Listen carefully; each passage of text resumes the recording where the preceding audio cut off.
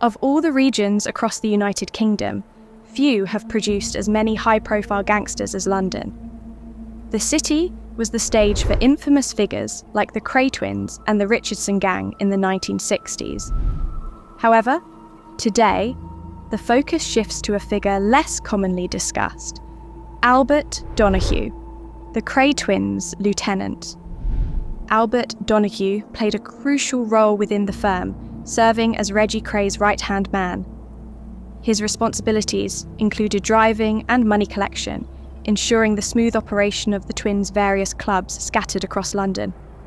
Known as Big Albert, or Albie, he occasionally adopted his stepfather's surname Barry to evade the authorities. Throughout the 1950s and 1960s, Albert Donoghue was a notorious figure in the East End. His loyalty to the twins was cemented after a violent incident with Lenny Hamilton. Despite being shot, Donoghue remained silent, earning the twins' trust and solidifying his position within their operation. Yet, how did such a trusted associate come to betray the twins during their trial?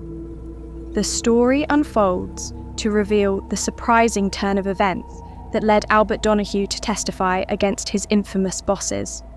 Albert Donoghue was born on November 5, 1953 in Dublin, Ireland, into a strict Catholic working-class family.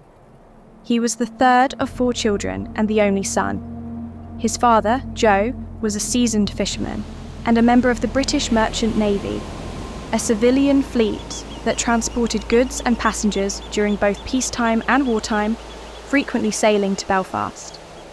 At the age of 3, Albert's family relocated to East London, where the air was thick with the grit and grind of the city.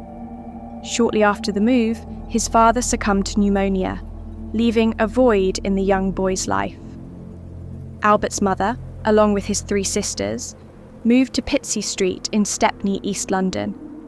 There, she met John Barry, a man from Hammersmith in West London, who would become their stepfather, and a figure whose name Albert would later adopt in his criminal endeavours. The marriage between Albert's mother and John Barry introduced 8 more siblings into the family, further complicating the dynamics of Albert's young life. The once small family now bustled with energy and chaos, and the streets of East London became Albert's playground, and eventually the stage for his unfolding life. During the Second World War, Albert's family was evacuated to Devon, spending 4 years in Oakhampton and Dartmoor. They then moved to Kent for the final 2 years of the war, before Albert was sent to Scarborough until the conflict ended. The war left an indelible mark on Albert's youth, as he grappled with constant displacement and uncertainty. In the late 1940s, Albert spent time at Stamford House on Goldhawk Road, West London. By the age of 15, he found himself in Wormwood Scrubs, a prison known for housing men who were not deemed high-security risks. This was the result of numerous failed attempts to discipline him and set him on the right path. Known as Big Albert for his size during his teenage years, he was a tall young man who frequently encountered violence. His time in the Borstal system exposed him to a world of harsh discipline where he faced the consequences of his actions head-on. This experience, coupled with his imposing stature and growing reputation, profoundly shaped him. At 18, seeking a new direction, Albert joined the Merchant Navy, embarking on a journey that offered him a fresh start and a chance to redefine his future. At 20, Albert met his future wife.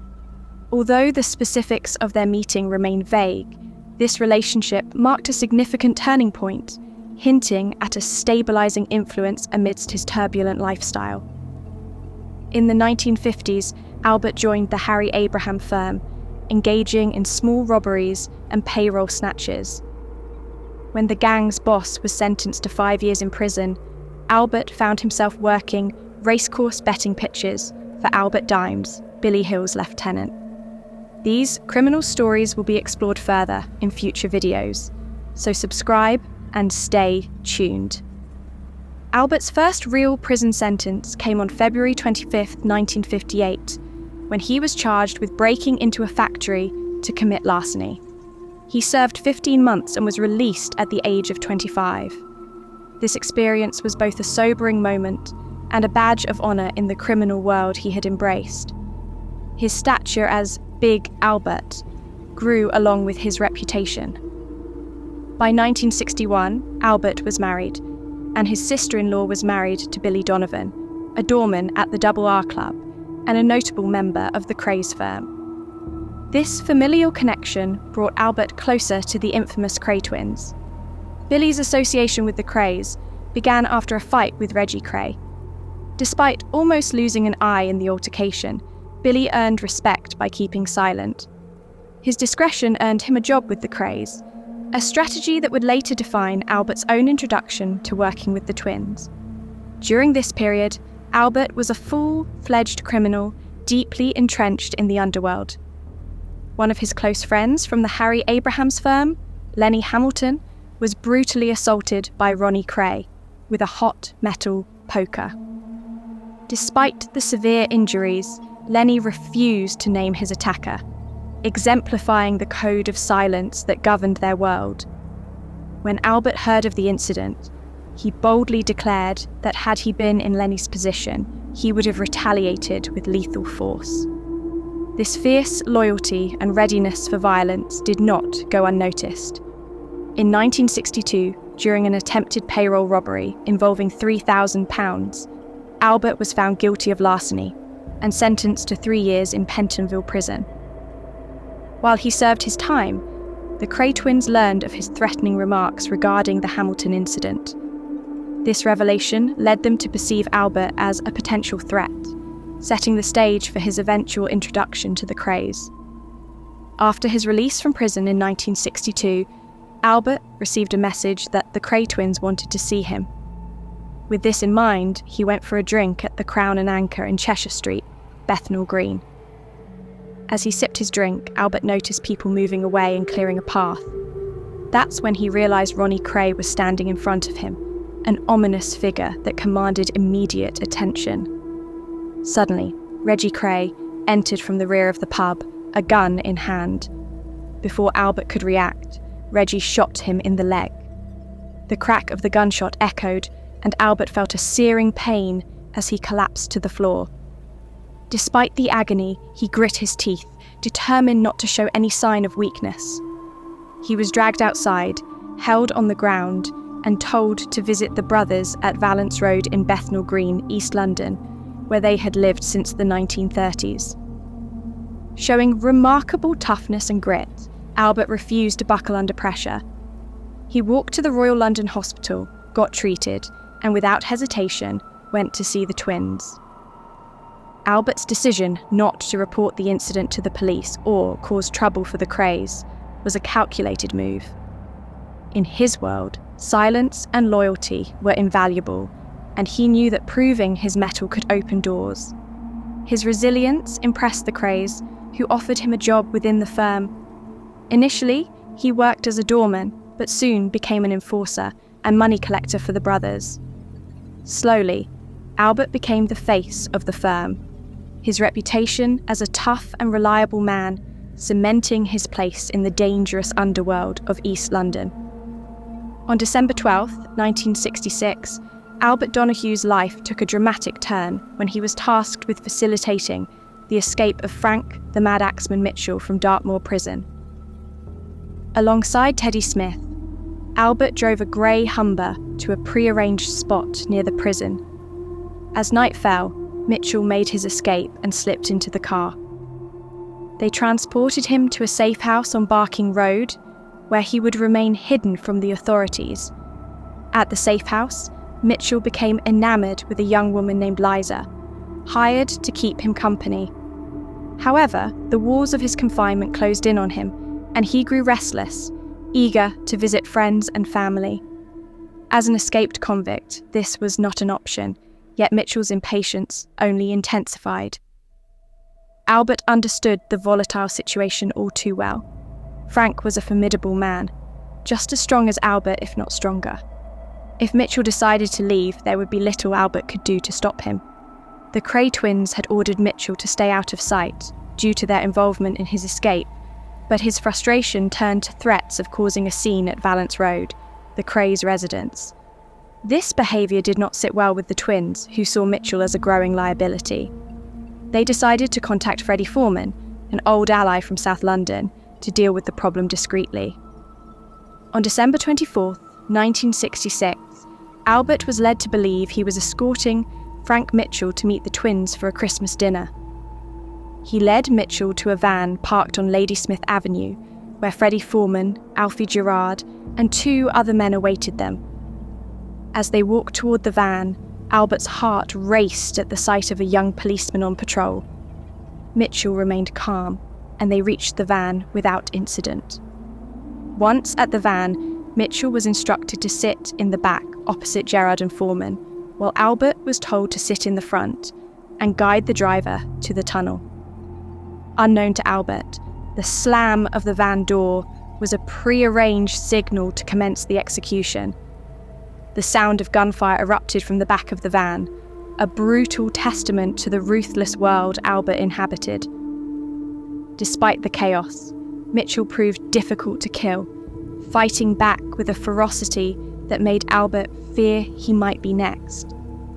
Panic surged through Albert. He asked the driver to stop the van, pleading to be let out. Surprisingly, they obliged, and Albert stumbled out, half expecting a bullet in the back as he walked away.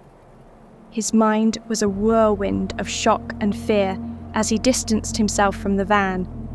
Even later, as he reassured Liza that the gunshots were just the van backfiring, Albert grappled with his conscience and the harrowing reality of what he had witnessed. Albert's internal conflict was palpable. The line between survival and complicity blurred, and he realised that the decisions he faced within the Kray firm were fraught with peril and moral ambiguity. In hindsight, Albert Donoghue realised he had become an accessory to murder, albeit unknowingly, as his ties to the Kray twins deepened.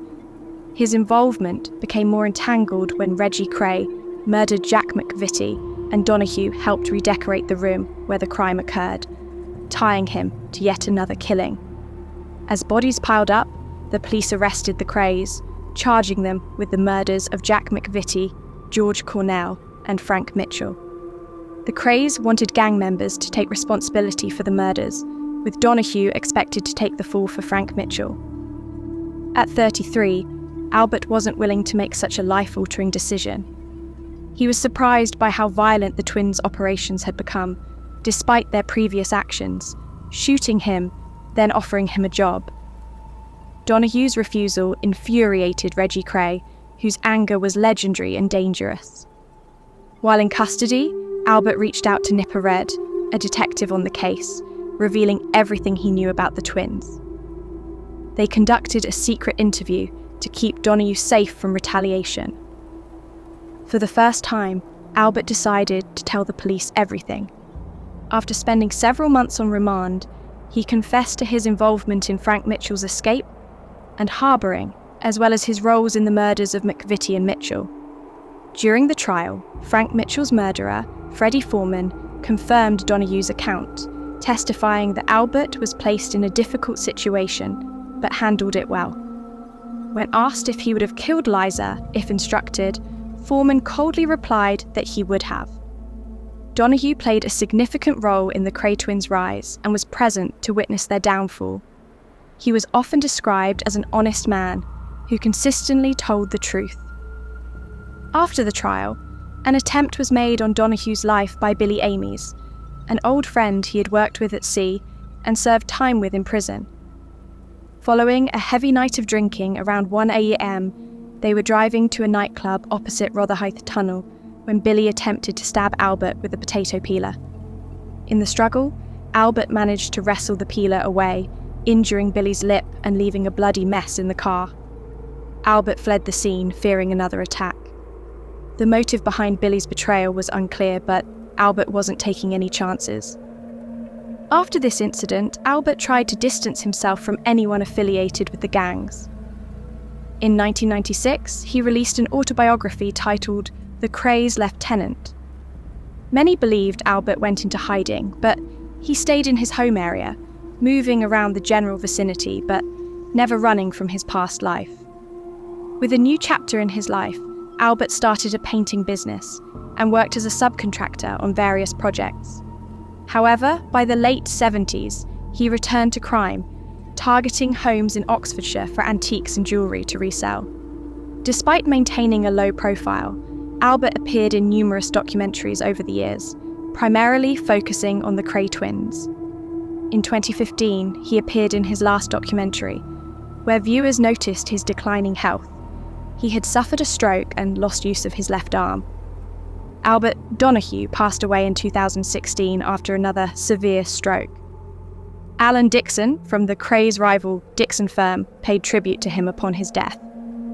Albert Donoghue's life was a turbulent journey through the underworld of London's East End. From his early days in a strict Catholic family to becoming a trusted lieutenant for the Kray Twins, Albert's story is one of loyalty, betrayal, and survival. His decision to testify against the Kray Twins marked a turning point, not only in his life but in the history of London's criminal underworld. Despite his attempts to leave behind a life of crime, his legacy remains intertwined with the notorious figures he once served. Albert's story reminds us of the complexities of loyalty and the harsh realities faced by those living on the fringes of society. It is a tale of resilience and the human capacity to seek redemption, even in the darkest of circumstances. Thank you for joining us on this journey through the life of Albert Donoghue. If you found this story intriguing, please give this video a thumbs up and share it with your friends. Don't forget to subscribe to our channel for more captivating tales from the underworld of history. Hit the notification bell so you never miss an update. We have many more stories to uncover and explore, so stay tuned. Until next time, stay curious and keep exploring the hidden corners of history.